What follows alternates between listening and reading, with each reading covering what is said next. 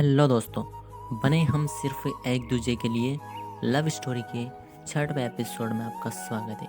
चलिए स्टोरी को कंटिन्यू करते हैं। उस दिन से संजय तान्या के करीब जाने से बचता था। अब वो कभी कभी ही रूम पे आया करता था और इधर तान्या अपने काम में व्यस्त हो गई और वो ड्रेस डिजाइन करने में लगी रहती थी, जिसकी वजह से वो बहुत ही कम रूम से बाहर निकलती थी। उसने एक ऑनलाइन साइट खोली थी जिस पर वो पलास नाम के एक ब्रांड से अपने बनाए कपड़ों को बेचती थी। बहुत ही जल्द उसके ब्रांड की डिमांड बढ़ने लगी थी। लोग उससे कांटेक्ट करने चाहते थे। बड़ी बड़ी कंपनियां उसे अपने यहाँ काम पर रखना चाहती थी, पर तान्या को तो सिर्फ ये चाहिए था कि लोग उसके काम को पसंद करें। उसे पैसों से कोई लेना देना नहीं था। उसने अपनी पहचान भी छुपाए रखी। वो अपने कपड़े डिज़ाइन बाय ईशा के नाम से बेचती थी। ईशा उसकी माँ का नाम था और बहुत ही कम कपड़े डिज़ाइन करती थी। कपड़ों के ऑनलाइन आते ही वे कपड़े मुंह मांगे दाम पर बिक जाते थे। इसी तरह से 4 महीने बीत गए। इस बीच ऐसा कम होता था कि संजय और तान्या आमने सामने हो। जब भी ऐसा होता, संजय तान्या को नज़रअंदाज करके चला जाता था। लेकिन सच्चाई तो ये थी कि संजय अपने दिलो दिमाग से चाह कर भी तान्या को भुला नहीं पा रहा था। वो पूरी कोशिश करता तान्या से दूर रहने की, लेकिन वो नहीं कर पाता था। वो हफ्ते हफ्ते विदेश में रहता, लेकिन जब भी वो वापस आता सीधे घर जाता। तान्या को देखने, उसको बस एक झलक देखने भर से ही उसको सुकून मिल जाता था।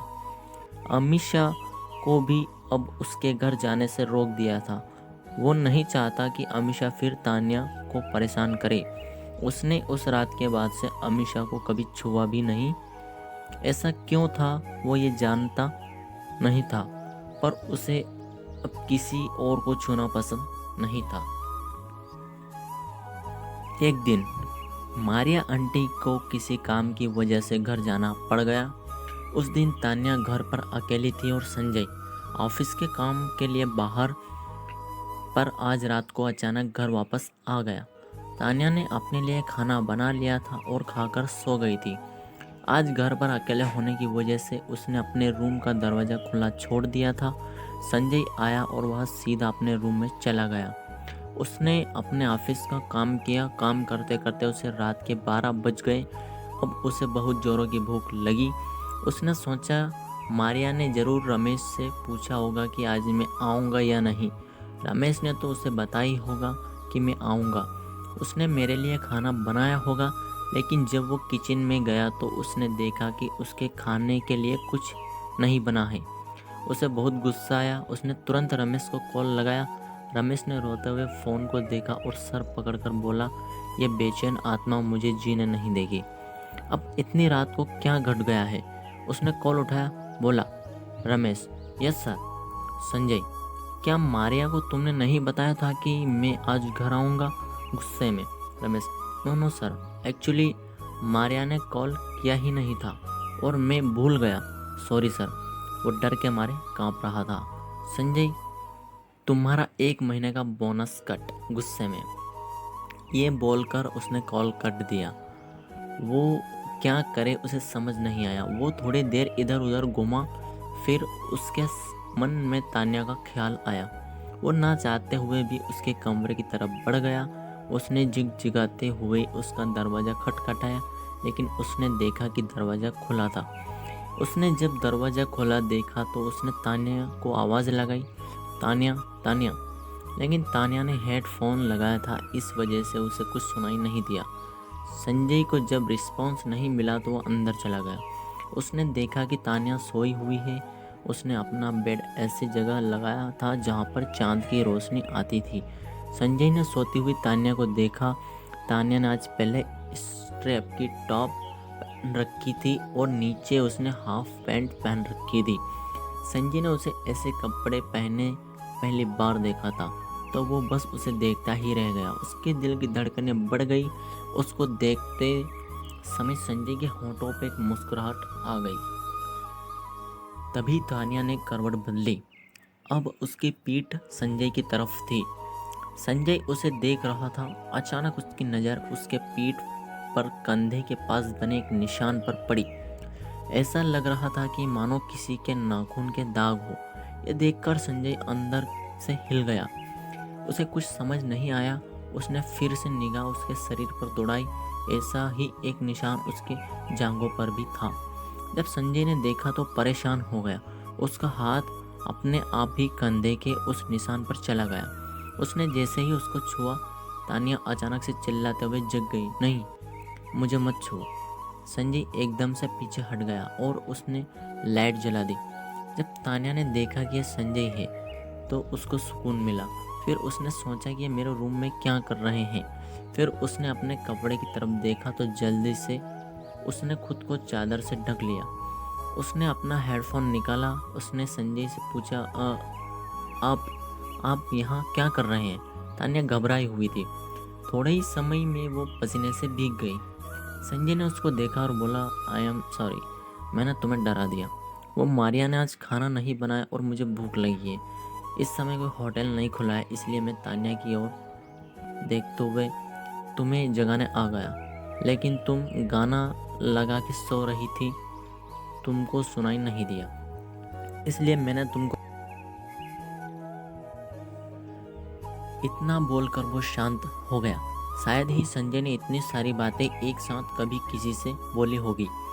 ऐसा लग रहा था कि किसी बच्चे की चोरी पकड़ी गई हो और वो पनिशमेंट के डर से सफाई दे रहा हो। तानिया ने जब यह सुना तो वो थोड़ी शांत हुई और उसने उससे कहा, आप चलिए, मैं आती हूँ। संजय वहाँ से चला गया, लेकिन उसके दिमाग में बस तानिया का डरना, वो निशान, यही सब चल रहा था। तानिया ने जल्दी से अपने कपड़े चेंज किए और एक ढीला टॉप और लोअर पहनकर बाहर आई। उसने संजय को देखा जो आंगन में खड़ा चांद को देख रहा था और अपने ही ख्यालों में खोया था। तानिया किचन में गई और खाना बनाने लगी।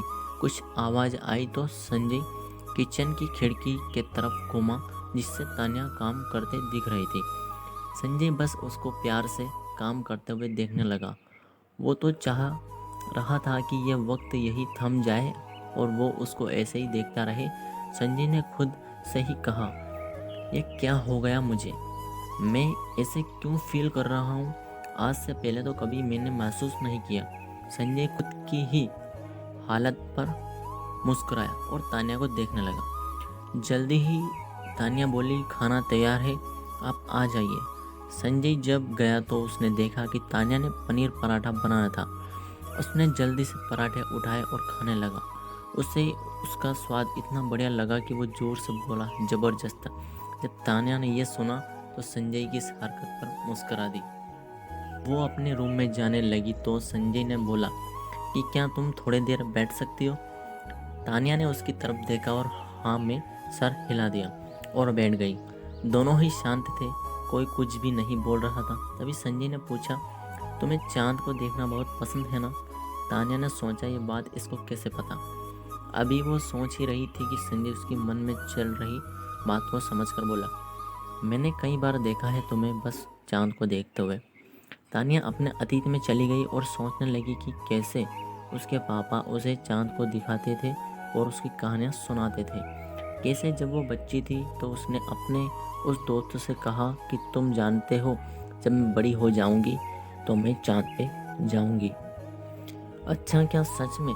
तो क्या तुम मुझको छोड़कर चली जाओगी? तुमने तो वादा किया था तुम मुझे कभी अकेला नहीं छोड़ोगी। तानिया, अरे तुम रो क्यों रहे हो? मैं तुमको साथ लेकर चलूँगी। क्या सच में? अरे वाह, बहुत मज़ा आएगा। ये पर आज तो वो दोनों ही मेरे साथ नहीं है। संजय ने जब उसको यूं सोच में डूबे देखा तो उससे बोला, तानिया, तानिया।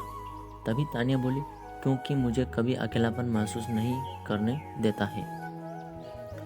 उसने ये बात एक फीकी सी मुस्कान के साथ बोली। संजय उसकी तकलीफ को समझ गया, उसे भी तकलीफ होने लगी। तभी संजय ने पूछा, हालांकि वो हिचकिचा रहा था, तभी उसने पूछा, तानिया, तुम्हारे शरीर पर ये चोट के निशान कैसे हैं? ये सुनते ही तानिया को कुछ याद आने लगा।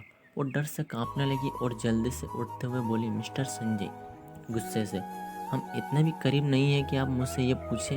ये बोलकर वो अपने कमरे की तरफ जाने लगी।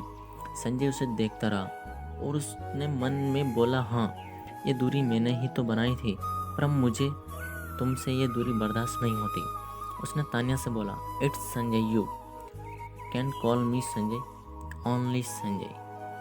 तान्या ने उसे पलट के हैरानी से देखा और अपने कमरे में चली गई, और संजय भी अपने कमरे में चला गया। अरे ये रात दोनों के लिए लंबी थी, दोनों को ही नींद नहीं आ रही थी, एक को बेचैनी की वजह से तो एक को अपने अतीत से। अगला एपिसोड देखने के लिए जुड़े रहिए हमारे साथ में। धन्यवाद।